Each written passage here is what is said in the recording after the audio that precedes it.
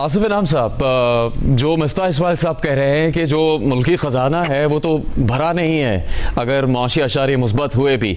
Vietnam सिर्फ America को 65 अरब dollar की एक्सपोर्ट्स करता है, हमारे ज़र मुबादला के ज़खायर 15 अरब डॉलर से कम है।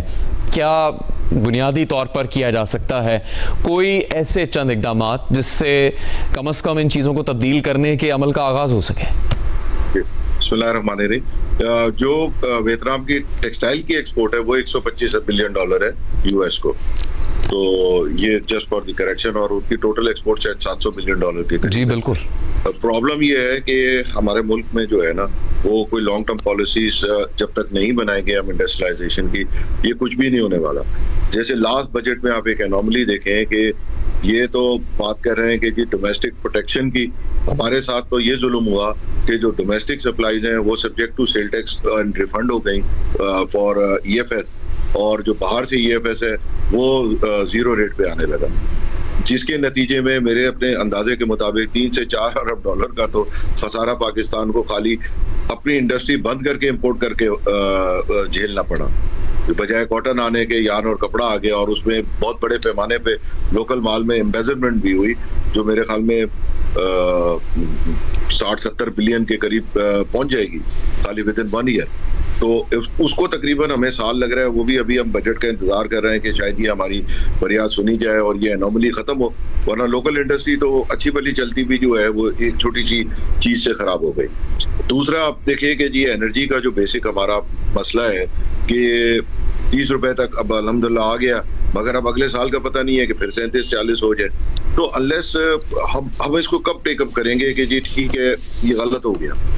अब हमने कैसे रीजनल में जो 6-7-8 सेंट है उसको हमने 9 सेंट भी कहा कि भाई 10-20% महंगी दे दें, तो किस तरह हम अचीव करेंगे? तो ये लॉन्ग टर्म इंडस्ट्रियल प्रोजेक्शन भी अजीब व गरीब है। ज्यादातर लोग जो है वो इस किस्म के प्रोजेक्ट्स ही लगाते हैं जिसमें विंडफॉल हो, या अनफॉर्चुनेटली अब तो मैं समझता हूँ कि सही सीधा साधा बिजनेस करना पॉसिबल ही नहीं रहा है। तो अनएस्क्रूपुलस टाइप के एलिमेंट्स ही अब जो अंडर ओवर फलाना ईएफएस में मतलब माल बेच दिया, इस टाइप के ही तकरीबन काम प्रिवेल कर रहे हैं। तो this is very unfortunate, and इससे कोई मुल्क की तरक्की कोई लंबी चौड़ी होगी। एग्रीकल्चर में आप ये देखिए कि जो इवन ईएफएस है इसने कॉटन को भी इफेक्ट किया, क्योंकि बाहर की कॉटन जो है वो सेल टैक्स फ्री आ रही है, लोकल कॉटन वो सब्जेक्ट टू सेल टैक्स, फिर उनके जो बायर हैं वो सब्जेक्ट टू सेल टैक्स थे, और जबकि बाहर के buyer subject to sale tax नहीं थे। तीसरे ये है कि जहाँ तक रिसर्च है, the research is not an overnight phenomenon. अगर आज आप रिसर्च शुरू करेंगे तो ये जाके कई साल में इसका फल आएगा। इसका एक शॉर्टकट है, हम लोगों ने मतलब गवर्नमेंट के साथ इस मामले में ये नहीं है कि वो सो रही है, तो उन्होंने भी कहाँ से काम किया है। तो एक 50 साल से कॉटन सीड की दरामद पे पाबंदी थी हैबिट, तो वो अल्हम्दुलिल्लाह अभी रिलीज की है, तो उससे क्या है कि रिसर्च टाइम और दूसरी चीजें शॉर्ट हो जाएंगी। अच्छा। तीसरा, मैं बहरहाल मिफ्ता साहब ने जो कहा है वो मैं उससे एग्री करता हूँ।